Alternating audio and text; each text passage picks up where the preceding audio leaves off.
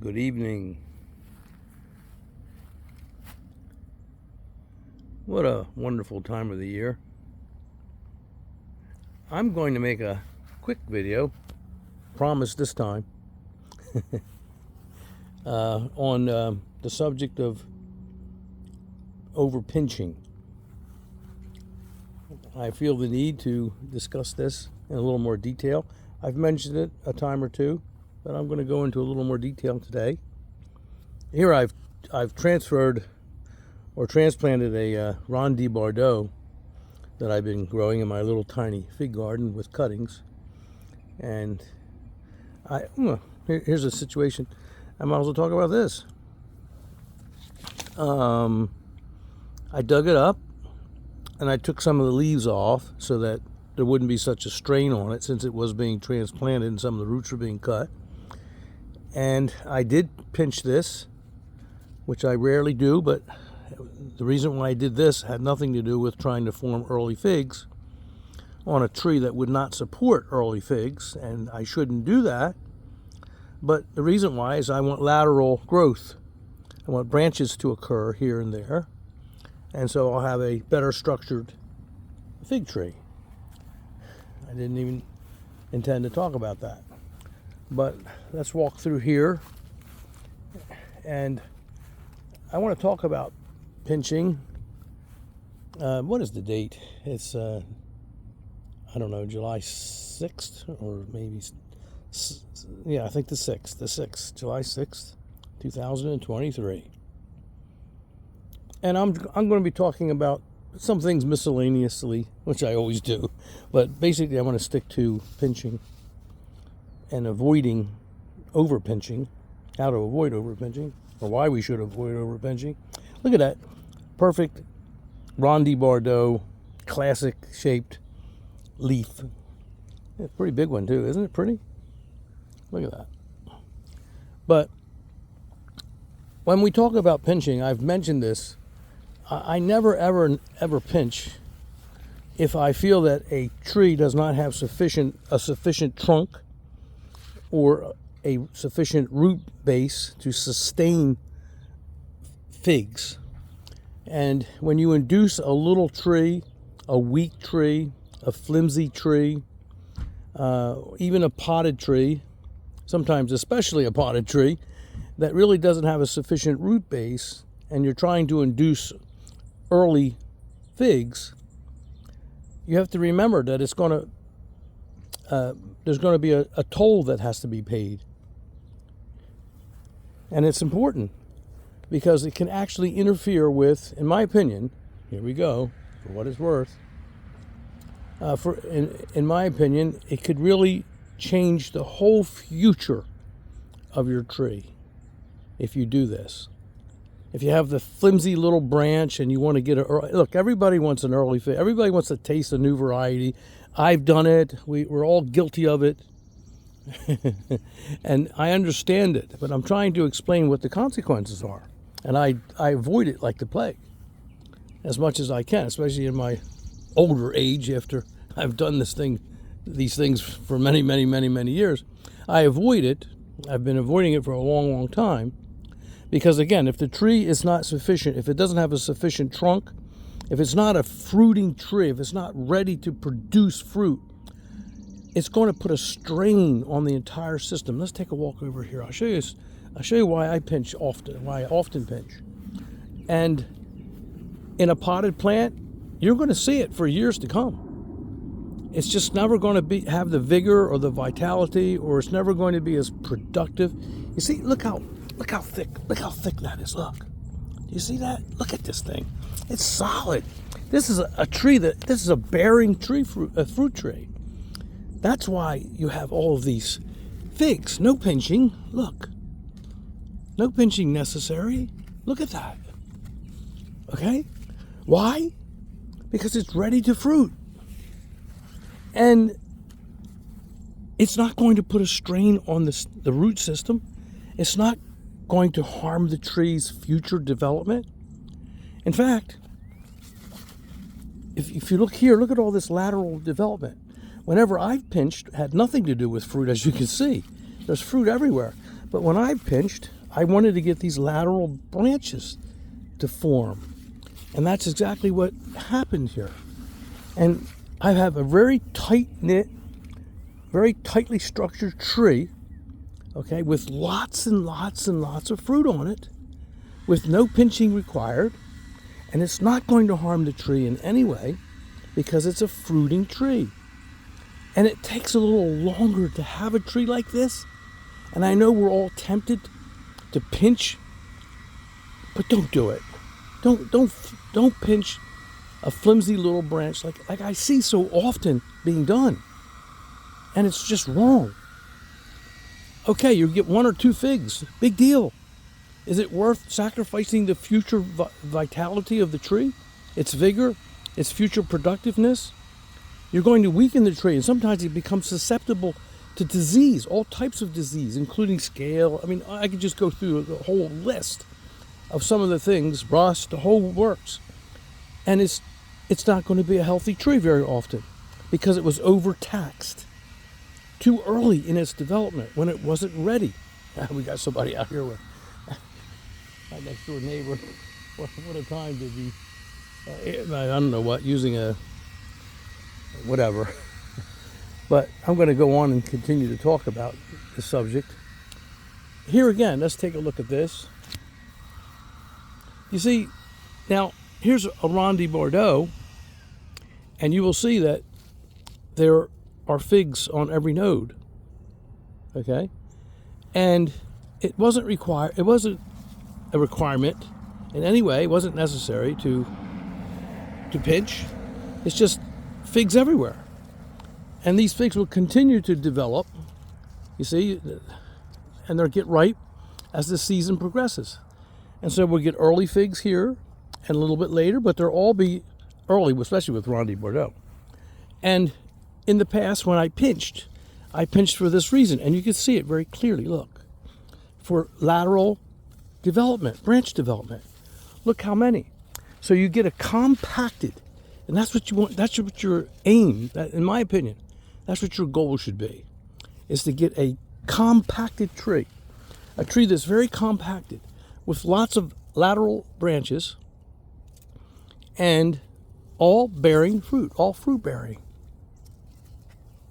Isn't that wonderful? But you have to wait.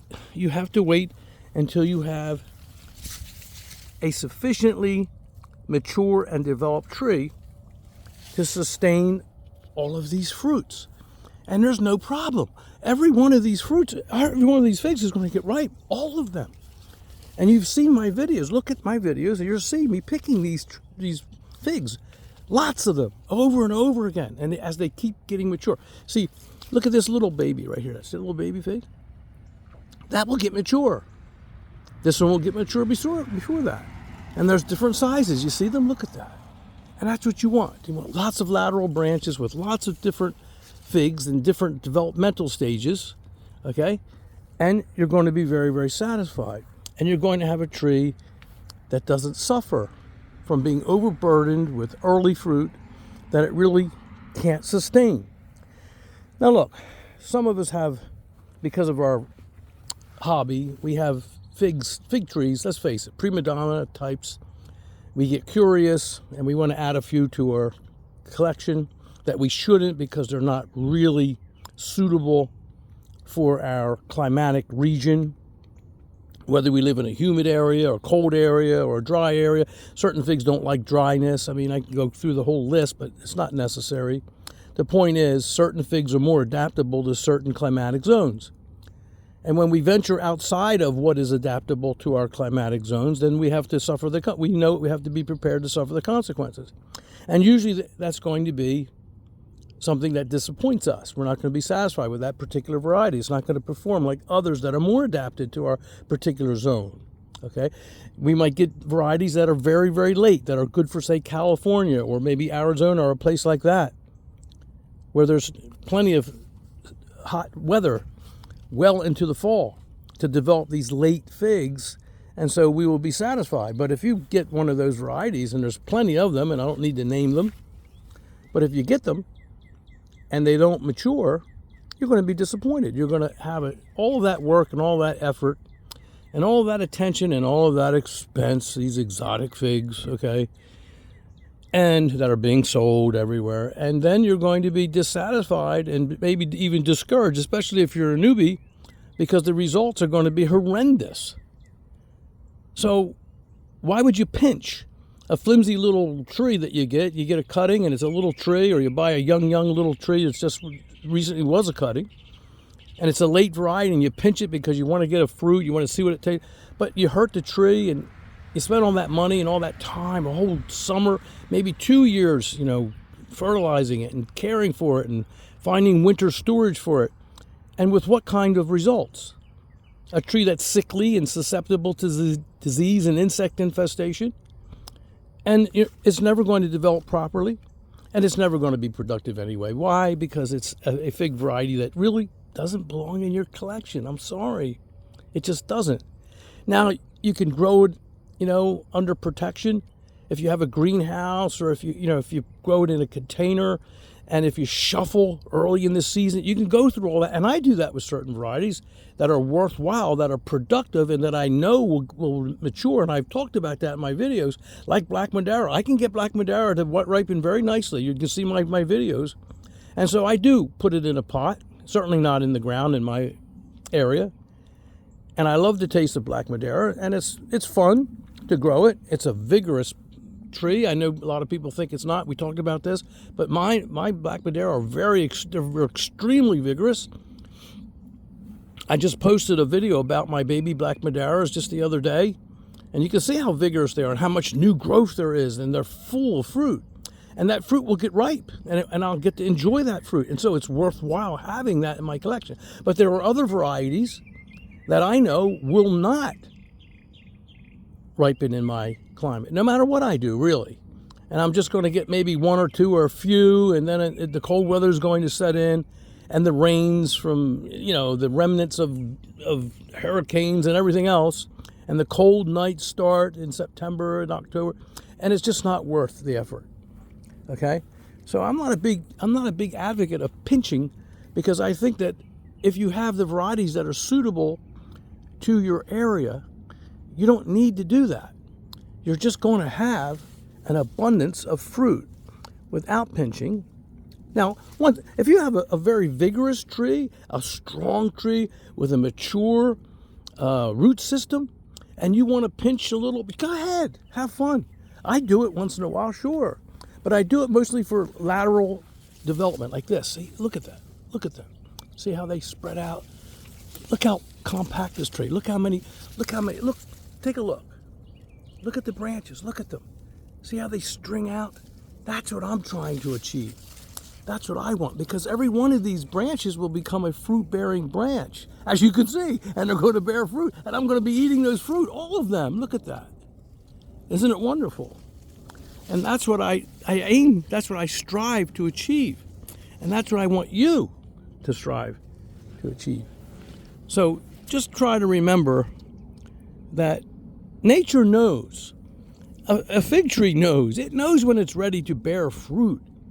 And you should know, if you're the gardener, okay, you should know when it's not ready to bear fruit and not force it. So avoid over pinching. Use pinching, yes. There are instances when it is a very valuable tool. I'm not against pinching altogether. I do it. But I just explained to you why I do it. Look at these lateral developments. Look at these lateral branches. Look, you can see them. See them? Look at that. I hope that you can see them as well as I'm trying to present them. And that is what my goal is. I'm not the least interested in getting early fruit, because my varieties are generally very early, especially all of my in-ground varieties. Why would I have them in the ground for any other reason if I'm just going to have a load of fruit that begins getting ripe in late September or October, or even in early November, and then the frost comes? It's ridiculously foolish. And honestly, it's a waste of time and effort, and it's discouraging. Figs have to get ripe when the weather's good, when the nights are hot. The hotter, the better. Figs love hot weather. okay? And they love hot nights. And the enemy of figs is cool weather and cool nights and humid nights and rainy weather and humid weather. We know that. So early, yes, early. But do it the right way. Have a tree that has an adequate, look at this tree, for instance. Look at it. Here's another one. Look at it. Look how solid that tree is. Look at it. And it's such a little tree. And it's producing so much fruit. I mean, look at all the fruit on this tree. Look at it. It's everywhere. Everywhere you look in this tree is just loaded with fruit. Everywhere. But this tree, and I know this because I've worked with this tree. I trained this tree, okay, is ready to fruit. It can sustain the fruit, all of this fruit. All of this fruit will ripen. It will ripen in early August. All of this fruit will begin ripening in early August and right on through the whole month of August. And I'll have delicious, ripe fruit that is exquisite and voluptuous and delicious. And it's perfect because it's getting ripe when it is supposed to get ripe in my climatic zone. And I didn't have to pinch anything. Look at all these figs in different developmental stages. Look at them. And I'll get them all. And I'll be happy. So remember. Wait a minute. I didn't know you were out here, puppy. Hey, you. I'm sorry. I love my dog so much. And my wife. Hi there. Hello. I didn't know you were even out here. Yeah, I just came to get a couple of these weeds out of here. Huh? Trying to get a couple weeds out of the flower bed. Oh. They just always end up coming back. I see. No matter what. The flowers are pretty, but they're a lot of work, right? Yeah, they're beautiful. It's just the weeds. Yeah. Keeping up with them. Well, help me take care of all these figs. Now they're no trouble, really. Yeah. No trouble at all. Nope. Hey, you, what are you doing? What are you doing? What are you doing? Hey, you. Yeah, give me a kiss. Give me a kiss. It's so hot out here. Uh-oh, where'd the crispy go? Uh-oh. Look at it. There it is. Where'd you put it? Okay, well, I'm going to bring this. It was just recently the 4th of July. What is it, the 5th or 6th? And I think I'm going to close this video. You want your dad to throw that, don't you? Okay, I will in 1 minute. And I hope that I didn't wear the subject out. Here's another variety. This one's Mavrasica. You see it's not pinched. And there are figs on every node. And in every developmental stage, so they'll get ripe throughout the season, which is exactly what I want. And look at the size. Look at the size of that darn. Okay, that is what you want. Okay, you know, I want to bring another subject up very quickly. I get asked, you know, should we have a single trunk like the one I just showed you, or this one here, or should we have multiple trunks like this one, this Violette de Bordeaux? I have several. Okay, but not too many. And I believe that you can have whatever you like. It's a matter of preference. Okay, I kind of like single, and a lot of my in-ground trees are single trunked. But I have a few, especially that are multi-trunked, but never more than 5 or 6. Never. That's my rule. You know, and 4 is better. 4 or 5 is fine if it's a strong, healthy, mature tree like this tree is. Okay, and it works out really well. So it's really a matter of preference. But remember, it has to be a mature tree. You have to give it time to become a fruit-bearing tree. And once you get it exactly the way you really want it, in terms of how many trunks, maintain that. And the new ones that pop up, like these want to come up, you see, you know, you just have to have the time, and you just go in there and pop it out, you know, get rid of them. If you see one that you don't like, you cut it out and then let one of these grow up. Let a vigorous one, pick a really vigorous one that come up. Always pick vigorous shoots. And there is a difference in the quality of the shoots, and we've talked about that. So it's a matter of choice. But remember this too, certain trees, certain varieties have a propensity, a proclivity towards either wanting to be a single trunk tree or a multi-trunk tree. I find that Violette de Bordeaux kind of wants to be a multi-trunk tree.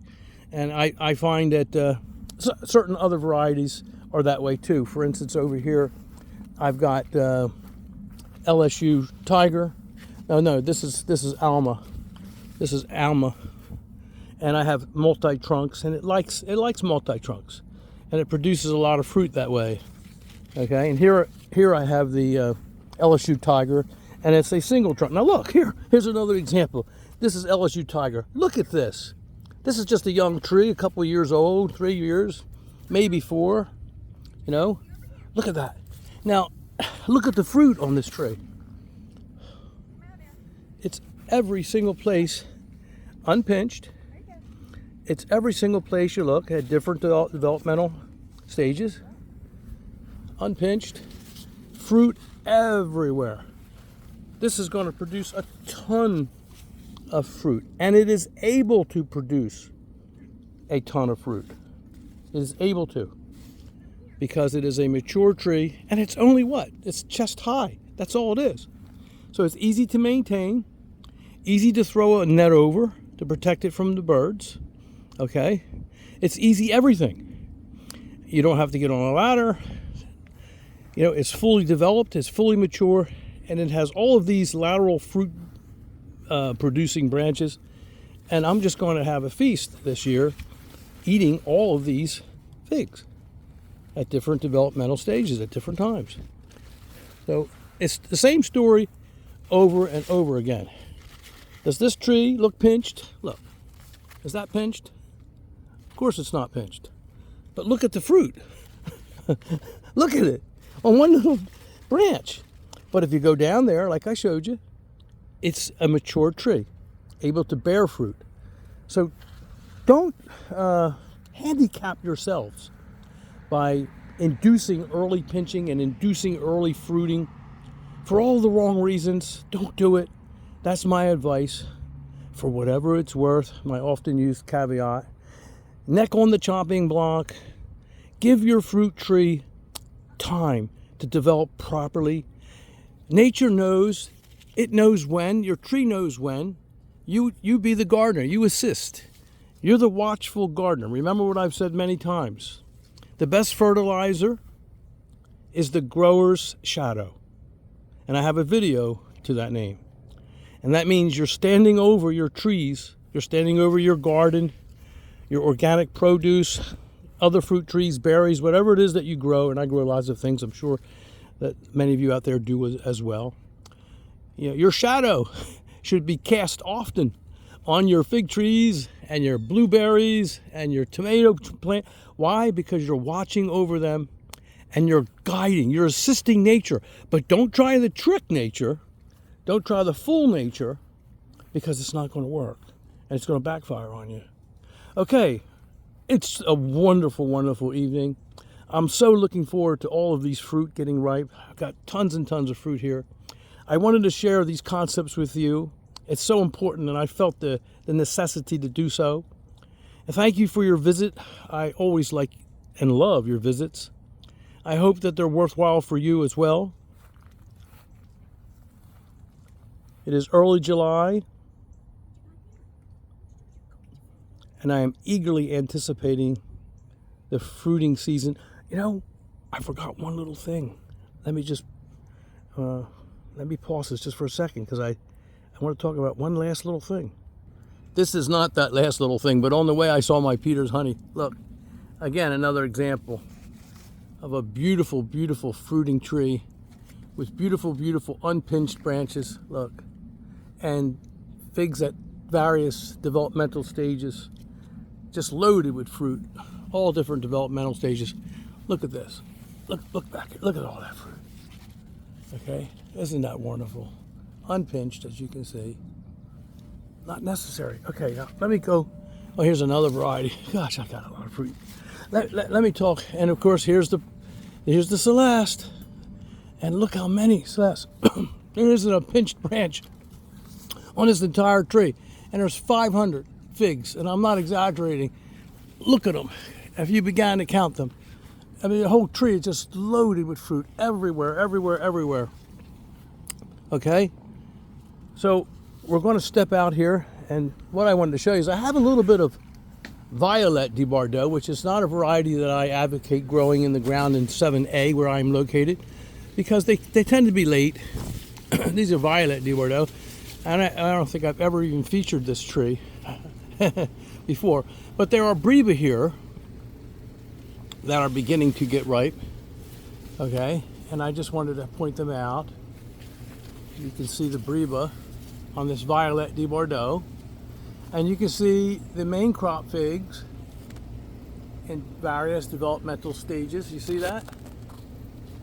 Now, here's a case where at the top of these, which I didn't do, but it's not pinched, but here's a case where pinching would not be a bad idea on this one variety, because I find that the main crop figs come in too late. And I don't like it, and I mean to take this out. And I'm going to take it out. I took it out before. I chopped it out. And it grew back, and I just was remiss in removing it. I let the shoots, I feel sorry for them, and I let them shoot up again. And they produce fruit, look. But you see the fruit is a little smaller than the other varieties. And it's a little late in developing the main crop figs here. I get very delicious Breba, which makes it worthwhile. And I will get some of these larger main crop figs. But the ones that are less developed up there, towards the unpinched branches, they will never get ripe. And so, and if you get bad weather in September and it starts to get cool at night, or you get a lot of rains from the leftover, whatever's left over from a hurricane or something, it really can spoil the main crop fig. So it's not one that I advocate in 7A, but I still grow it because, again, I felt sorry for it. I let it grow back, and it's there, and what am I going to do? And I get quite a few delicious Breba, as you can see them. See the Breba? And they're very nice, and they're delicious. Violette de Bordeaux is a very delicious tree. I strongly prefer Ron de Bordeaux in every category. I just love Ron de Bordeaux, but Violette de Bordeaux is a very, very, very prolific producer, and if you have the right location for it in the right zone, it's a wonderful, wonderful tree to have in your in-ground collection. Okay, with that,